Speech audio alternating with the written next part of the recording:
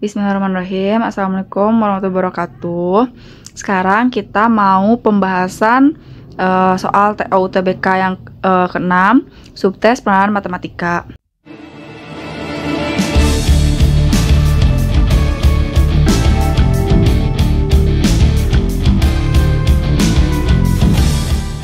Di sebuah jalan dua arah, terdapat terowongan dengan dimensi seperti pada gambar di bawah. Pada suatu hari, ada 5 buah truk dengan ukuran lebar dan tinggi dihitung dari ban sampai bagian atas truk sebagai berikut. Ini ada truk A sampai E, ini lebarnya dan ini tingginya, serta ini ilustrasi gambarnya seperti ini. Nah, nomor 1, misalkan titik tengah jalan merupakan koordinat 0,0, maka fungsi kuadrat yang menggambarkan persamaan terowongan adalah, nah sekarang kita gambarkan di bidang koordinatnya ya, biar terlihat si fungsi kuadratnya. Jadi biar terlihat fungsi kuadrat, berarti kita ilustrasiin. Nah, di sini kan ada jarak ya. Jaraknya tuh dari ujung terowongan ke ujung terowongan 6. Ini kan koordinatnya 0,0. Berarti jaraknya 6. Berarti ini mulai dari x-nya min 3 sampai 3. Jadi dari jarak min 3 sampai 3 dia panjangnya 6. Nah, ini sumbu y-nya. Jadi ini maka di sini kita punya si fungsi kuadrat ini yang diketahui. Udah ada beberapa yang diketahui ya. Yang pertama, fungsi kuadrat diketahui titik potong sumbu x-nya, yaitu dia memotong sumbu x di sini min 3,0 dan 3,0 gitu. Berarti ini min 3,0 dan 3,0. Dapetin nilai min 3 sama 3-nya tinggal 6 bagi 2 aja ya. Jadi karena sumbu simetri itu atau titik puncak itu dia membagi 2 grafik gitu. Nah, sekarang diketahui juga di sini titik puncak kan. Jadi titik puncaknya ini diketahui di 0,8. Nah, sekarang udah ada beberapa yang diketahui, tinggal masukin aja ke rumus. Sekarang fungsi kuadrat, rumus fungsi kuadrat, jika diketahui titik potong sumbu x, itu rumusnya adalah y sama dengan a dikali x min x1 dikali x min x2. Jadi rumusnya ada dua, bisa menggunakan titik potong sumbu x atau bisa juga menggunakan titik puncak. Jadi kalian bisa mengeluarkan pakai rumus yang mana sama aja. Nah, di sini x1,0 dan ini adalah x2,0-nya. Oke, kita masukin berarti y sama dengan a dikali x. X1-nya kan min 3. Min ketemu min jadi plus 3. X dikurangin x min 2. X dikurangin x2. X2-nya adalah 3. Nah, untuk mendapatkan nilai a, koefisien a-nya di sini kita kan diketahui lagi titik puncak ya. Jadi si grafik itu kan dia melalui titik puncak. Melalui titik puncaknya adalah 0,8. Kalau ada sebuah grafik fungsi kuadrat, nah atau fungsi persamaan garis, kalau melalui sebuah titik x, y, kalian tinggal substitusi aja. Y-nya kita substitusi 8, A-nya yang kita cari, X-nya kita masukin 0, tambah 3, 0 kurangin 3. Berarti 8 sama dengan A, 0 tambah 3, 3, 0 kurangin 3, min 3. 3 kali min 3, min 9. Nah, ini pindah ruas, jadi min 8/9 sama dengan A. Nah, substitusi ke fungsinya. Maka dapat y-nya adalah A-nya min 8/9 dikali x plus 3 dikali x min 3. Nah, sekarang kita kali pelangi, berarti min 8/9 dikali x kuadrat 3 kali min 3 min 9. Nah, ini kalau misalnya ada x min y, x plus y, kalian tinggal kaliin depan ke depan, belakang kali belakang. Berarti jawabannya yang D, 2. Jika truk tidak diizinkan melewati batas median jalan, maka truk mana saja yang tidak dapat melewati terowongan. Nah, tadi kan si terowongannya itu, jadi fungsi kuadrat terowongannya itu kan terowongannya di nomor 1 ya. Di nomor 1 kita punya fungsi terowongan itu membentuk fungsi kuadrat min 8/9 dikali x kuadrat min 9. Nah, sekarang kalian tinggal substitusi aja. Kan di sini kalau kita ilustrasiin yang tadi gambarnya, jadi kita ilustrasiin gambar lagi. Nah, ini sumbu x tuh dia menyatakan lebarnya kan. Sumbu x tuh menyatakan lebarnya dan y itu adalah menyatakan tingginya. Berarti lebarnya itu dia sama dengan x dan tingginya sama dengan y. Nah, sekarang katanya lebarnya itu boleh melewati median. Jadi boleh melewati batas jalan tengah gitu, boleh melewati tengah, tapi tingginya harus sesuai kan, harus bisa masuk ke terowongan itu. Berarti kita cari y maksimumnya ya. Berarti kita masukin untuk truk yang A. Nah, ketika masukin lebar XA, berarti lebar XA itu 2,4. Nah, ketika truk tersebut memiliki lebar 2,4, maka y maksimum Jadi agar si truk itu masuk ke dalam terowongannya, berarti kita substitusiin, berarti Y min 8 per 9, X-nya kita ganti sama 2,4, jadi substitusi satu-satu, 2,4 kuadrat min 9. Nah, untuk dapetin tinggi maksimum untuk si truk yang B juga, berarti kita substitusi 2,1, berarti ini Y-nya sama dengan min 8 per 9 dikali X-nya kita ubah jadi 2,1 kuadrat min 9. Nah, ini kalian cek semua A sampai E, maka didapat di sini Y max-nya ini udah dihitung ya. Jadi biar cepet kita masukin, ini hasilnya adalah 2,88 dan ini hasilnya adalah 4,08. Berarti kalau kita masukin ke sini, berarti ini 2 maksimumnya ya. Jadi ketika truk itu memiliki lebar 2,4, maka dia akan masuk ke terowongan itu ketika memiliki tinggi maksimumnya 2,88. Kalau yang 2,1 berarti tinggi maksimumnya adalah 4,08. Kalau ini adalah, ini udah dihitung ya, 4,44. Berarti ini 4,79 dan ini adalah 5,12. Nah, ini setelah dihitung satu-satu. Jadi kalian masukin satu-satu dari A, B, C, D, E. Nah, maka kita lihat nih. Truk A dia punya komposisinya lebarnya 2,4 dan Y maksimumnya 2,88. Artinya kalau 2,1 dia masuk kan? 2,1 dia masuk ke terowongan tersebut karena di bawah 2,88. Nah, sekarang kalau yang B lebarnya 2,1. Dia bisa masuk ke terowongan ketika lebar tingginya kurang dari atau sama dengan 4,08. Berarti ini 3,9 di bawah, berarti masuk juga. Kalau yang lebarnya 2,0 yang C, maka dia bisa masuk ke terowongan ketika tingginya kurang dari 4,4. Sedangkan ini lebih dari 4,4, berarti dia tidak bisa masuk ke terowongan.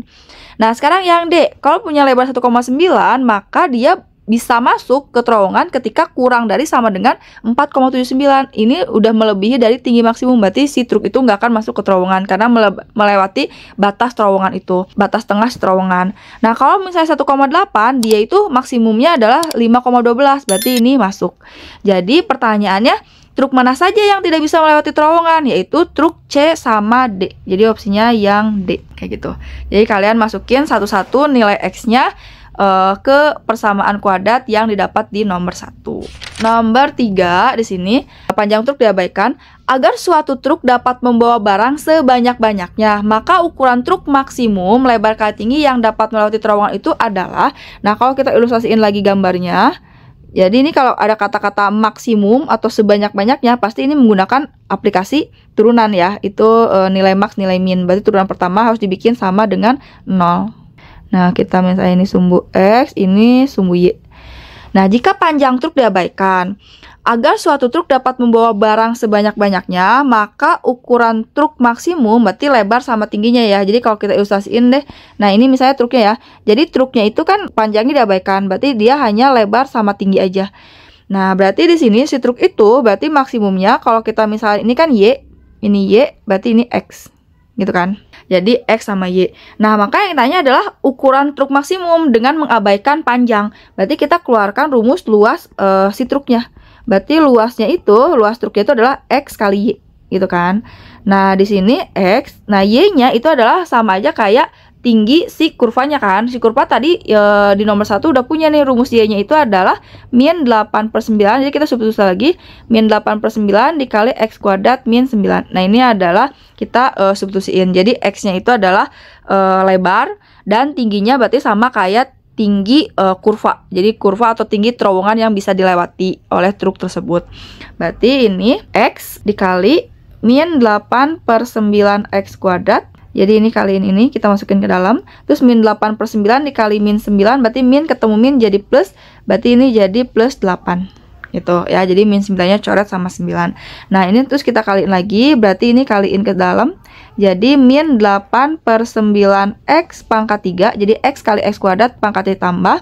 Ini plus X kali 8 berarti 8X. Oke, pertanyaannya kan pengen luas truk, jadi luas truknya yang sebesar-besarnya atau maksimum biar bisa mengangkut barang banyak. Kalau ada kata-kata maksimum minimum, berarti ini luasnya kalian, jadi luas truknya itu diturunin. Jadi luas truk kalau dimisalin ya, jadi luas truknya dimisalin P, berarti P aksennya itu harus sama dengan 0. Jadi kalau ngedenger kan dia luas truknya itu pengen maksimum ya, agar bisa membawa barang banyak. Nah, jadi kalau ngedenger maksimum minimum berarti turunin si luasnya dibikin sama dengan 0.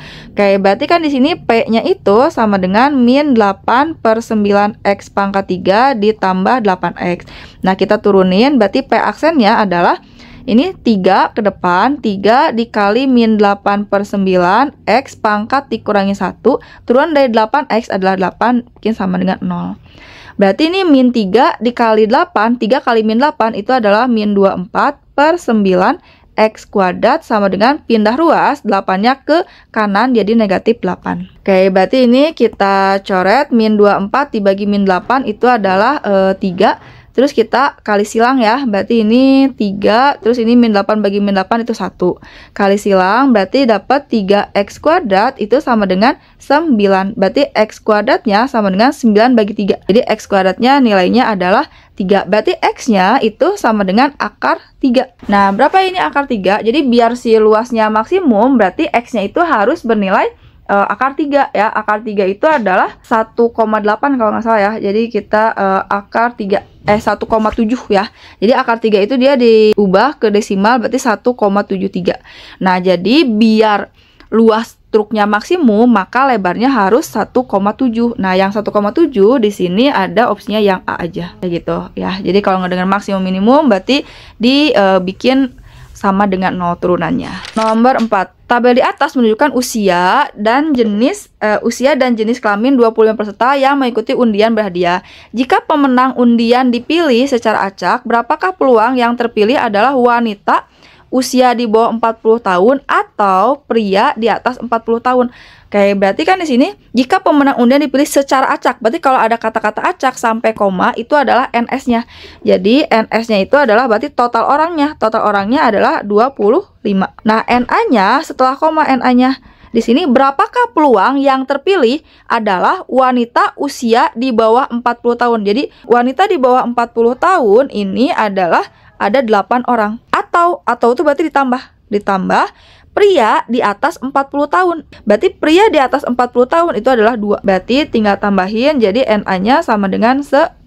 Maka peluangnya adalah PA-nya sama dengan NA per NS. Berarti NA-nya 10 per 25. Jadi jawabannya yang C. Nomor 5 di sini, tabel di atas menunjukkan usia dan jenis kelamin 25 peserta yang mengikuti undian berhadiah. Jika pemenang undian dipilih secara acak lagi, berarti kalau secara acak lagi ini NS-nya sama dengan 25. Berapakah peluang yang terpilih adalah pria usia di bawah 40 tahun. Berarti kita pengen ini pria usia di bawah 40 tahun. Berarti pria di bawah 40 tahun itu adalah 12. Terus atau pria di atas 40 tahun. Berarti pria di atas 40 tahun adalah 2. Jadi ini 12 ditambah 2. Jadi NA-nya adalah NA total pria di bawah 40 tahun 12 atau itu ditambah yang di atas 40 tahun ada 2. Berarti ini 14. Jadi peluang yang diinginkannya adalah NA per NS. Jadi 14 per 25.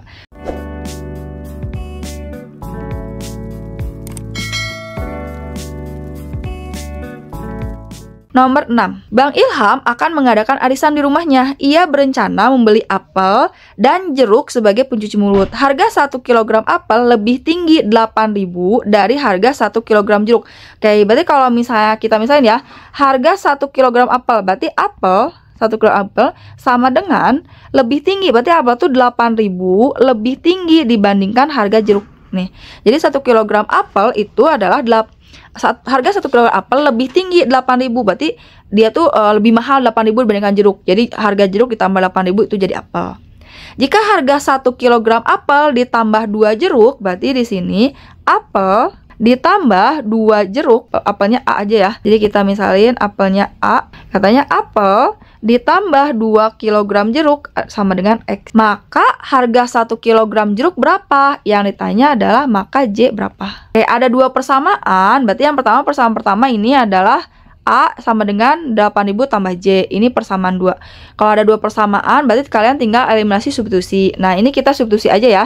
Jadi nilai A-nya kita tinggal masukin aja. A itu kan 8.000. 8.000 ditambah J.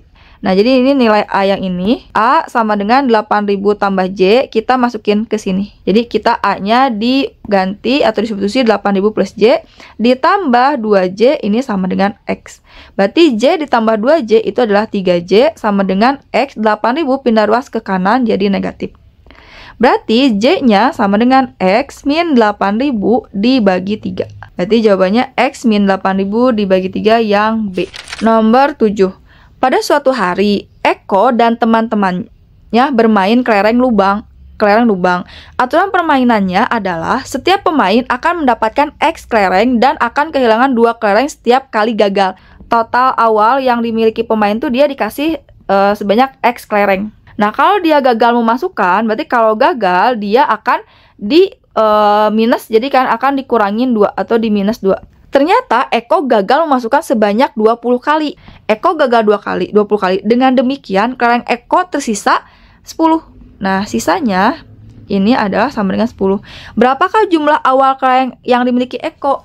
Nah, berarti kan di sini tuh, si Eko itu kan pertama dikasihnya X ya. Setiap satu kali gagal, dia mengeluarkan 2 kelereng. Berarti 20 dikali 2. Ditambah sisanya adalah 10.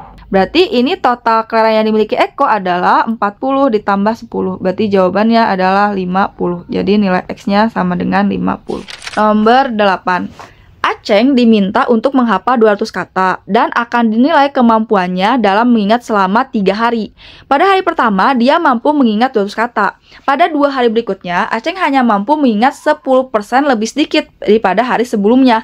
Oke, berarti di sini hari pertama dia bisa hafal 200 kata. Hari kedua itu dia Aceng hanya mampu mengingat 10% lebih sedikit daripada hari sebelumnya. Berarti 10% lebih sedikit tuh dia berkurang ya.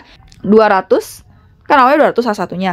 Dia dikurangin 10%-nya kan. Jadi dikurangin 10%-nya dari 200 karena dia hanya mampu mengingat 10% lebih sedikit. Jadi 10% kurangnya dari H1 gitu.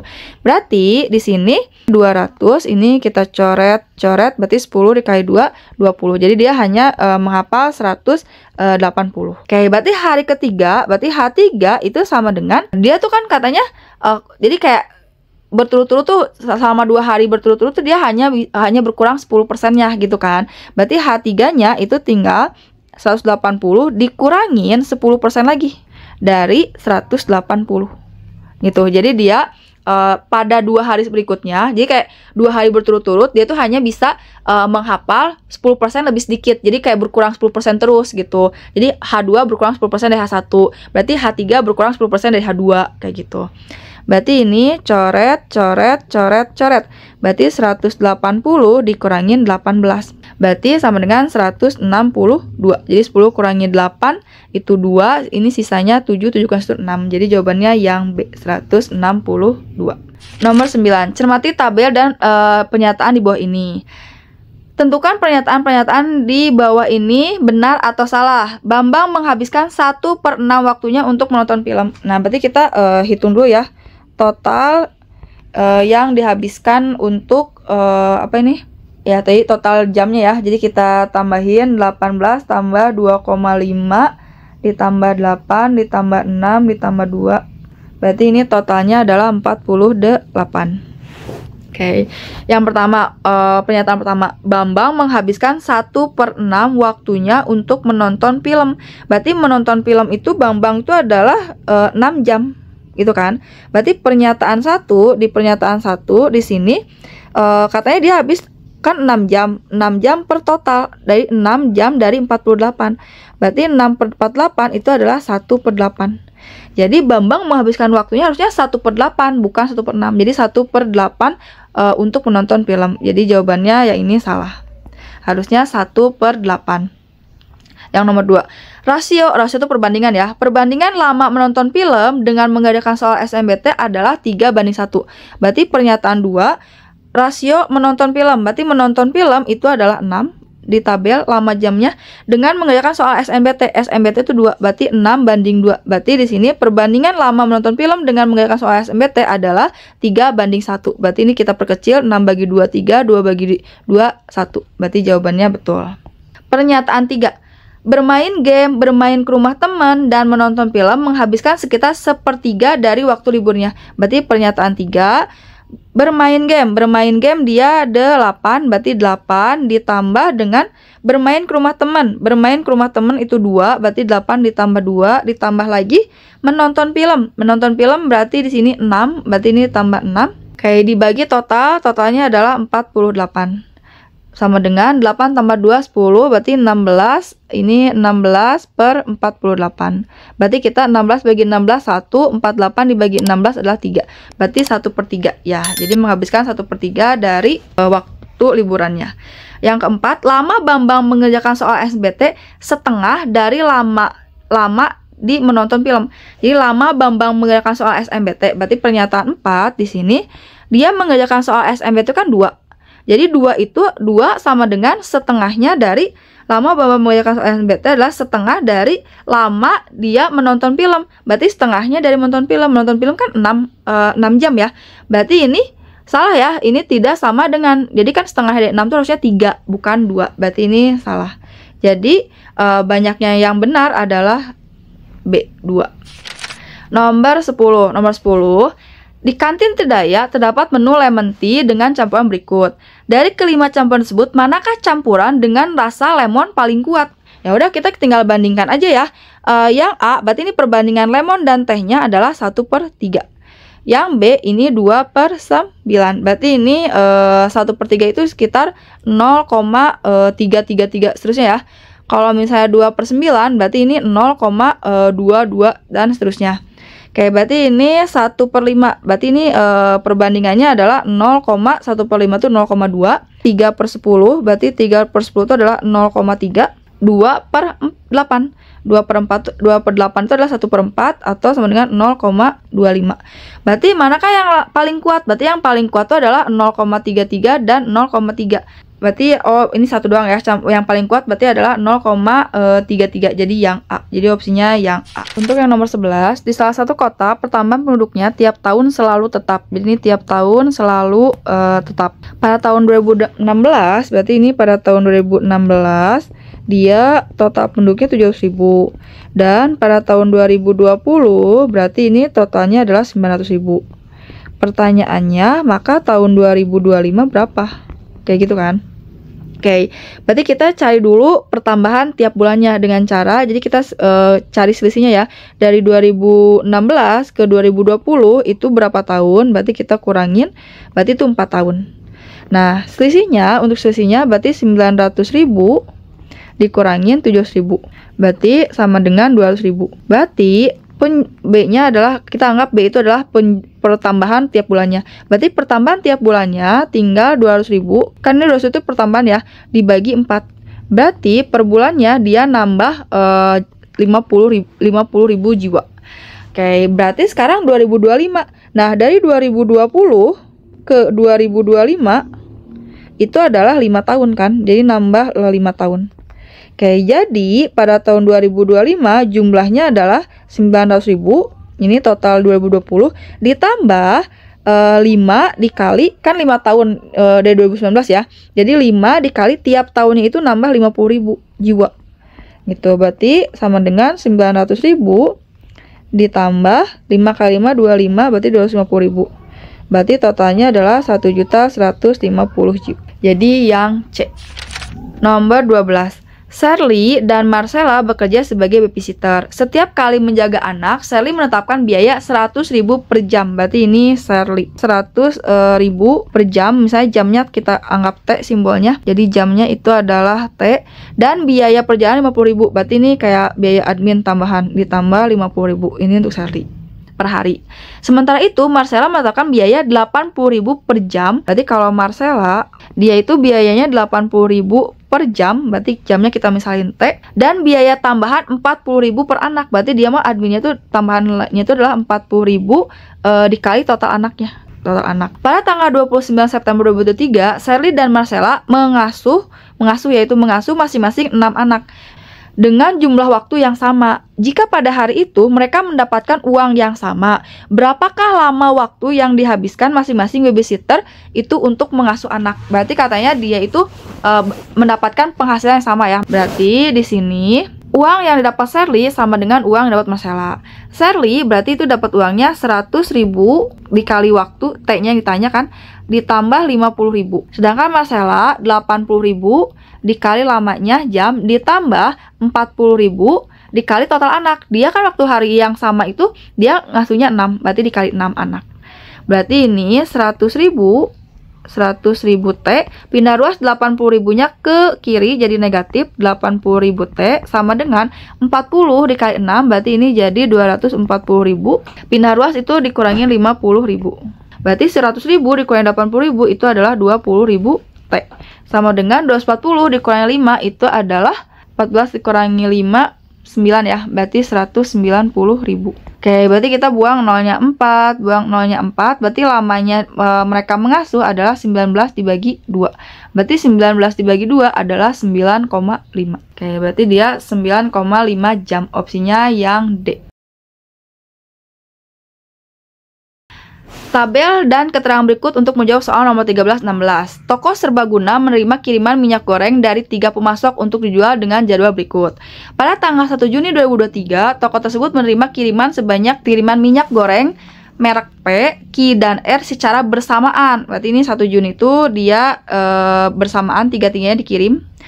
Untuk pertama kalinya, jika toko serbaguna akan menerima kiriman minyak goreng merek P, Q, dan R pada hari yang sama, untuk ke-11 kalinya, pada 120 hari setelah 1 Juni 2023, maka nilai T berapa? Kayak kita lihat kan di sini tuh 1 Juni sampai dengan 120 hari ya. 120 hari setelah 1 Juni. 1 Juni itu adalah pengiriman barengan yang pertama. Nah, 120 hari setelah 1 Juni, berarti itu kita misalin P gitu kan. Nah, pas tanggal P gitu ya. Tanggal P ini adalah pengiriman yang ke-11 kalinya. Dari 1 ke pengiriman 11, berarti totalnya ada 10 kali lagi ya. Jadi ini 10 kali pengiriman. Jadi dari pengiriman pertama, kan pertama udah nih. Untuk ke-11 kalinya berarti kita butuh 10 kali lagi kan. Jadi dari 1 ditambah 10 jadi 11 kali pengiriman, seperti itu. Nah, sekarang karena di sini tuh kan KPK ya. Jadi maksudnya total harinya tuh sama gitu. Nah, di sini tuh kalian tinggal, kan total 10 kali pengiriman itu adalah 120 hari. Berarti kalian tinggal cek aja, berarti dia kayak pengiriman pertama ke pengiriman kedua, ketiga gitu tuh berapa hari sekali sih. Nah, berarti berapa hari sekalinya tinggal kalian bagi aja. Jadi 120 kita bagi 10. Berarti ini coret, berarti 12. Jadi per 12 hari sekali nih. Jadi dari pengiriman pertama ke pengiriman kedua, ketiga sampai ke 11 kali. Ini tuh dia per 12 hari sekali. Jadi ini 12 gitu, per 12.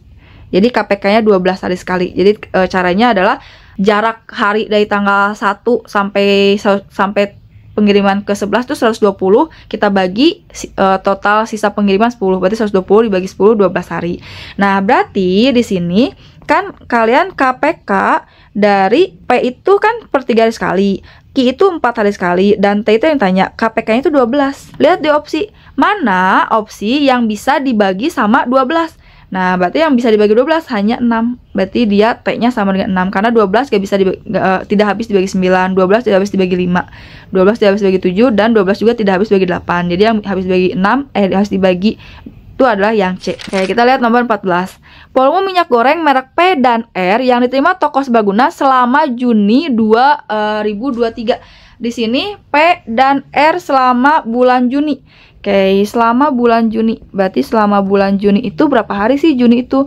Juni itu adalah 30 hari. Berarti kan mereka itu pada tanggal 1 Juni sama-sama dikirim ya. Berarti untuk yang P itu dia ini kan P dan R. P itu adalah 3 hari sekali, sedangkan R itu tadi T hari sekali ya. Berarti selama bulan Juni itu berapa total pengirimannya ya? P itu sama dengan 3 hari kali si R ya, bukan Q. R itu tadi T itu berarti 6 hari sekali. Jadi si P 3 hari dan si R itu T hari. T hari berarti 6 hari.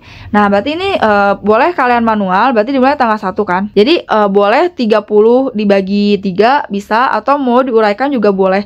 Berarti kan tanggal 1, berarti dia akan dikirim lagi tanggal berapa? Ini kita uraikan ya. Tanggal 4, terus 4 tambah 3 7, terus 7 tambah 3 10, 10 13 16 19 22, 19 tambah 3 ya 22, terus ini 25 28. Berarti ini totalnya ada 1 2 3 4 5 6 7 8 9 10. Berarti totalnya ada 10 kali pengiriman. Nah, terus kalau merek R, berarti R itu adalah per 6 hari sekali ya. Berarti satunya kan sama-sama dikirim. 1 ditambah 6 berarti 7, 7 tambah 6 13, 13 ditambah 6 19, 19 ditambah 6 itu adalah 25, tambah 6 kan 31. Berarti ini hanya 5 hari. Berarti 5 kali, maksudnya hanya 5 kali pengiriman. Volume minyaknya berarti total minyaknya ya. Berarti si P itu adalah 1 kali pengiriman, P itu adalah 10. Berarti kalau 10 kali pengiriman, berarti tinggal 10 dikali 10. Berarti sama dengan 100 total minyak gorengnya. Si R, 1 kali pengirimannya itu adalah 20 liter. Berarti 5 kali, berarti 5 dikali 20. Itu adalah 100. Berarti totalnya adalah 200. Jadi totalnya 200 liter. Nomor 15. Berapa harikah toko serbaguna tidak menerima satupun kiriman minyak goreng merek P maupun Q? Jadi berapa harikah toko serbaguna tidak menerima satupun kiriman minyak goreng merek P maupun Q pada bulan Juni 2023? Nah, di sini tadi kan berarti ini kita copy paste yang tadi ya, yang P. Yang P itu dia kayak kita lihat yang P tadi, yang P itu adalah ini. Berarti kita tulis ulang ya. Berarti di sini yang P itu bulan Juni dia 3 hari sekali, kalau Q 4 hari sekali. Berarti ini kita tulis ulang ya. Yang P di bulan Juni tadi itu dia dimulai dari tanggal 1 kan. 1 terus 4 1 4 7 terus 10 13 16, tanggal 16, tanggal 19, tanggal 22, tanggal 25, tanggal 28. Nah, sekarang kan Q. Kalau Q itu tadi tuh per 4 hari sekali ya. Jadi yang Q itu adalah 4 hari sekali. Berarti 4 hari sekali dimulai dari tanggal 1 juga. 1 ditambah 4 berarti dia 5. 5 tambah 4 9. 9 ditambah 4 13. Terus 13 ditambah 4 17. 17 ditambah 4 21. 25 berarti 29. Nah, berarti di sini berapa harikah toko serbaguna tidak menerima satupun kiriman minyak goreng merek P maupun Q pada bulan Juni? Berarti di sini yang tidak dapat kiriman ya, P dan Q di bulan Juni yaitu pada tanggal 2 karena 1 ada kan. Terus 3, 4 ada, 5 ada, 6 tidak ada, 7 ada, 8 nggak ada, 9 ada, 10 ada, 11 tidak ada, 12 tidak ada, 13, 14, 15, 16 ada, 17 ada, 18, 19 ada, 20, 21, 22 ada, terus 23, 23, 24, 25 ada, 26, 27, 28, 29 ada, 30. Oke, karena bulan Juni kan 30. Berarti totalnya ada 1 2 3 4 5 6 7 8 9 10 11 12 13 14 15. Berarti ini ada sebanyak 15 hari ketika si toko tersebut tidak mendapat kiriman merek P dan Q. Nomor 16. Mulai 1 Juli 2023, volume minyak goreng P ditambah menjadi 18 liter. Berarti ini merek P di 1 Juli bertambah pengirimannya jadi 18 liter setiap pengiriman. Selisih volume minyak goreng merek P yang diterima di toko serbaguna pada bulan Juni adalah, nah merek P ya, merek P di bulan Juni dia itu kan tadi udah ada ya, totalnya itu di bulan Juni itu yang ini nih. Merek P di bulan Juni, nah ini dia 100 liter. Jadi merek P di bulan Juni itu adalah 100 liter. Berarti ini 100 liter. Nah, sekarang kita tinggal hitung di bulan Juli. Oke, berarti di bulan Juli di sini, bulan Juli itu dia terakhirnya adalah merek P itu tanggal 28 kan.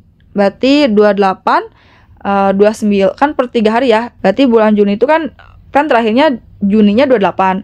Berarti tambah 3, 28, 29, 31. Berarti tanggal 1 Juli. Jadi tanggal 1, terus 1 ditambah 3, berarti sama kayak tadi ya ini mah. 4 tambah 3, 7. 7 tambah 3, 10. Berarti ini 13, 16, 19, 22, terus 25, terus 28. Nah kan karena Juli 31 berarti sampai 31.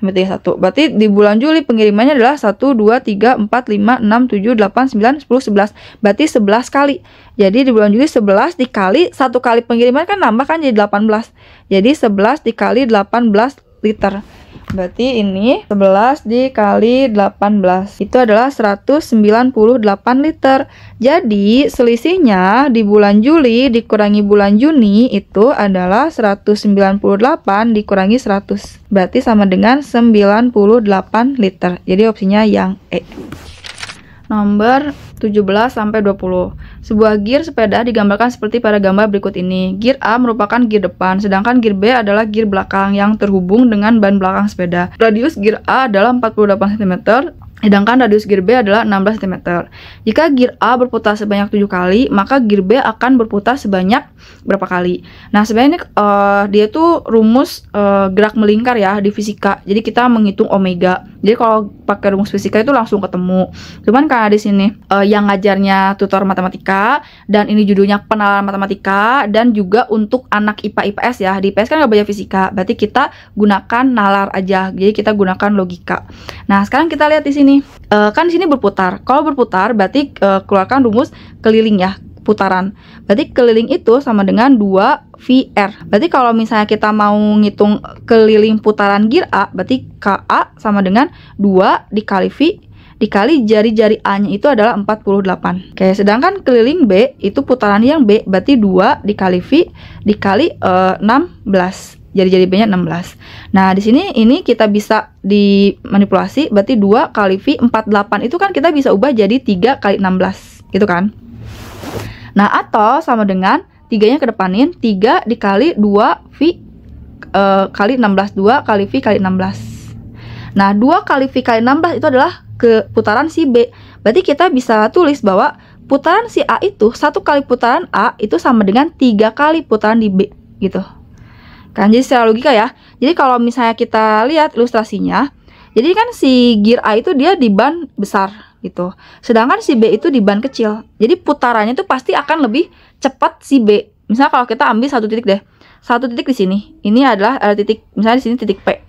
Terus di sini juga ada titik Q. Nah, si titik P ketika kita putar ke sini gitu kan, balik lagi ke P itu, dia tuh akan lebih lambat nyampenya dibanding Q. Kalau Q lebih cepat kan, jadi dia muternya kan lebih cepat, jadi Q ke Q. Nah, itu putarannya, perbandingannya adalah, jadi 1 kali putaran di A itu sama dengan 3 kali putaran di B.